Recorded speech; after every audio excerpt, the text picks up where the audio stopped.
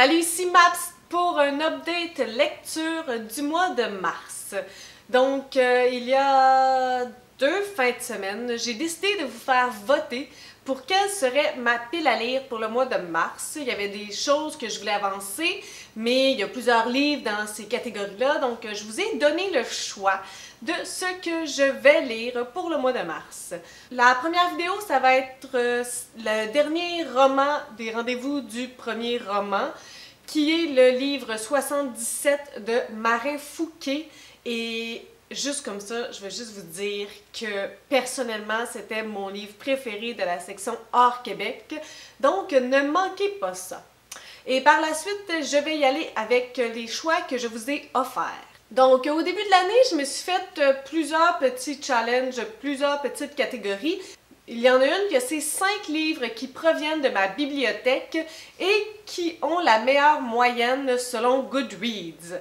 Donc, j'avais 5 livres au préalable dans cette catégorie. J'en ai lu un, j'ai lu Cocoon jusqu'à maintenant, mais il m'en reste 4 jusqu'à la fin de l'année, puis je voulais avancer un petit peu ça. Donc, je vous ai proposé ces 2 livres-là qui font partie de cette catégorie. Donc, La quête du griffon de Catherine A. Ouellette, un livre de la maison d'édition Luzerne Rousse que ça fait un bout de temps qui traîne dans ma bibliothèque. Et Le pianiste de Władysław Szpilman, et c'est celui-là qui a gagné. Septembre 1939, Varsovie est écrasée sous les bombes allemandes. Avant d'être réduite au silence, la Radio nationale réalise sa dernière émission. Les accords du nocturne en ut dièse mineur de Chopin s'élèvent. L'interprète s'appelle Władysław Szpilman. Il est juif, pour lui c'est une longue nuit qui commence. 6 ans plus tard, lorsque Radio Pologne reprendra ses émissions, ce sera en diffusant le même morceau par le même interprète. Entre-temps, Szpilman aura tout vécu et survécu à tout. Le ghetto, l'extermination des siens, l'insurrection de Varsovie, puis la destruction de la ville par les Allemands. Quand, gelé et affamé, errant de cachette en cachette, il est à 1 pouce de la mort, apparaît le plus improbable des sauveteurs, un officier allemand, un juste nommé Wilhelm Ozenfeld. Hanté par l'atrocité des crimes de son peuple, celui-ci le protégera. Donc, en fait, c'est un livre historique réel. En 1946, Szpilman publie son récit, on l'appelle alors le Robinson Crusoe de Varsovie. Le livre est presque aussitôt proscrit par le régime communiste. Il faudra plus de 50 ans pour que l'on redécouvre enfin ce texte étrangement distancié, à la fois sobre et émouvant. Donc, on va se lancer là-dedans. Par la suite, je vous avais donné le choix de 2 ouvrages de vedettes québécoises. Donc, on a Faut que je te parle de Debbie Lynch White et Étienne Boulay, le parcours d'un battant, écrit par Marc-André Chabot. En fait, je pensais que c'était une biographie, en fait, je me suis pas encore vraiment informée, puis je l'ai pas lu encore. Je pensais que c'était une biographie de Debbie Lynch White, mais c'est surtout un peu comme sa vision, puis des réflexions, et même Debbie Lynch White elle-même qui a voté pour son livre. Donc, c'est celui-là qui a gagné avec une forte majorité. D'aussi loin qu'elle se souvienne, Debbie Lynch White a écrit à propos de ses espoirs, de ses découvertes, de ses déceptions. On a tous nos opinions et rares sont ceux qui se retiennent de les cracher à tout vent à grands coups de clavier sur les réseaux sociaux de nos jours. Les miennes valent ce qu'elles valent, mais si elles suscitent des discussions intéressantes autour de la machine à café, au bureau le lundi matin, ou si elles aident des gens à n'importe quel niveau, ben ma job sera faite, dit-elle. Elle s'exprime entre autres sur son corps de viking, sur l'amitié et l'amour, sur le fait d'être la dernière d'une lignée et sur sa madamisation. Elle rend aussi hommage à quelques proches et interpelle Mark Zuckerberg. Donc, c'est celui-là que je vais lire avec grande joie parce que ça fait un bout de temps qu'il est dans ma bibliothèque. Par la suite, j'ai regardé sur Goodreads encore pour trouver 5 livres de ma bibliothèque qui n'ont aucune note, que personne qui a évalué, et j'ai décidé de, moi, être la première qui va les évaluer. Donc, j'avais proposé soit La chatière de Véronique Drouin ou Demain à l'aube de Célia Celica. Et c'est la chatière qui a gagné. 9 ans après avoir causé l'émoi dans son village natal, Justin Leduc revient au bercail. Son retour, loin d'être celui d'un enfant prodigue, déclenchera dans le village une commotion que les habitants ne sont pas prêts d'oublier. Parmi ceux que cet homme a blessés à la suite de sa fugue, il y a, entre autres, Elisabeth, journaliste mélancolique accro aux antidépresseurs, Francis, ex-champion de ski de fond à la carrière brisée, et Maggie, la tante et mère adoptive de Justin.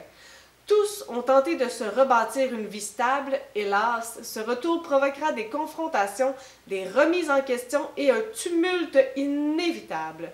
Tout cela sous le regard patient et inquisiteur des 18 chats de Maggie. Et finalement, je vous ai demandé de choisir entre 2 contes interdits que je n'ai pas encore lus. Puis ma foi, je voulais faire une vidéo avec ma critique de tous les contes interdits, mais ils en publient à chaque saison.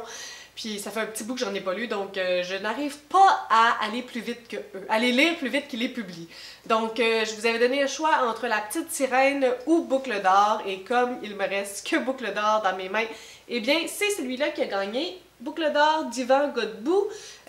Ça fait penser qu'il y a encore cette grosse polémique autour d'Yvan Godbout, son procès pour son autre livre Hansel et Gretel. Et je l'ai lu, alors si ça vous intéresse, je vous mets la critique quelque part là pour que vous alliez la voir. J'avais trouvé ça fort intéressant de me faire mon propre opinion sur ce livre-là. Et ne me demandez pas de vous l'envoyer, je ne possède pas Hansel et Gretel.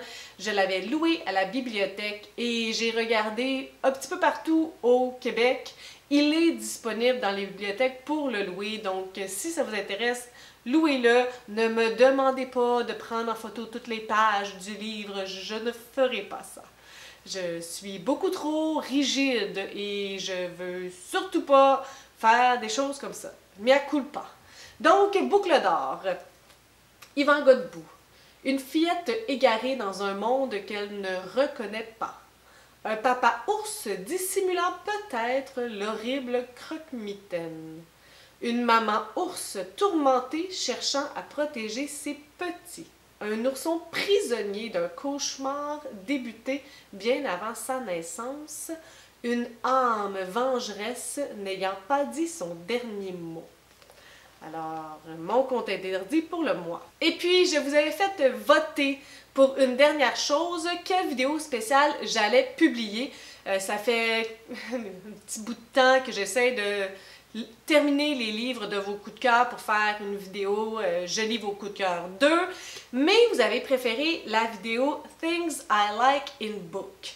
Puis cette vidéo-là, elle m'est complètement inspirée de Books and Lala qui avait fait ça.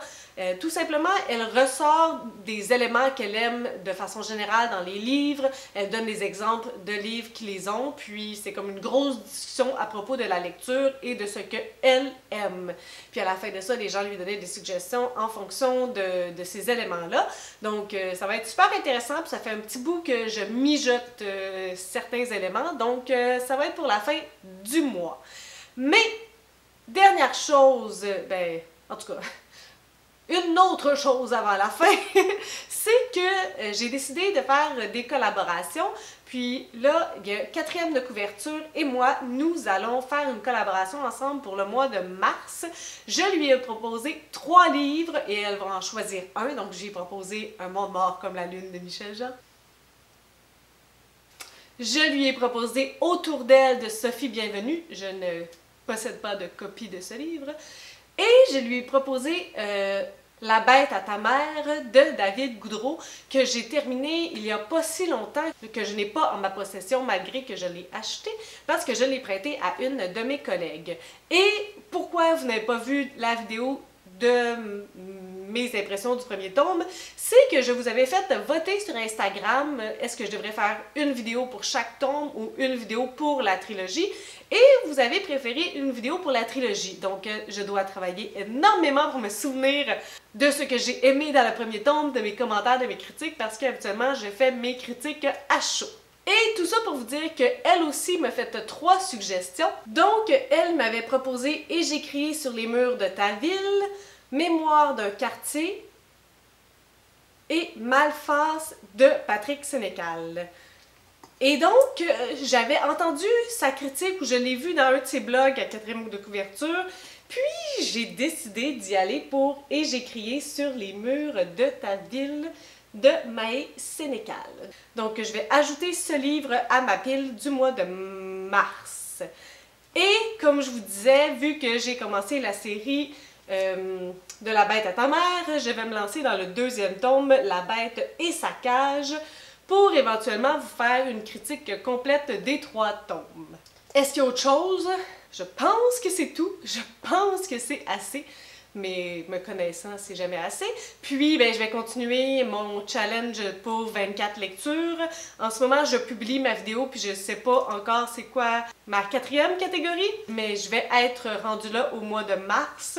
Et à suivre, peut-être que je vous ferai voter pour le livre que je vais lire en fonction de cette catégorie. Donc, restez avec moi sur Instagram. J'essaie d'être assez active en lien avec mes affaires de BookTube. Et c'est pas mal ça qui est ça. Sur ce, vous autres, qu'est-ce que vous allez lire au mois de mars? Est-ce que vous avez aimé ça, participer à ma pile de lecture? Et sur ce, je vous dis, si vous avez des suggestions, des critiques, des commentaires, écrivez-moi ça en dessous de ma vidéo. Je publie des vidéos le mercredi et le samedi. Si vous aimez cette vidéo, n'hésitez pas à mettre un petit pouce ou à vous inscrire à ma chaîne. Et sur ce, je vous souhaite de bonnes lectures.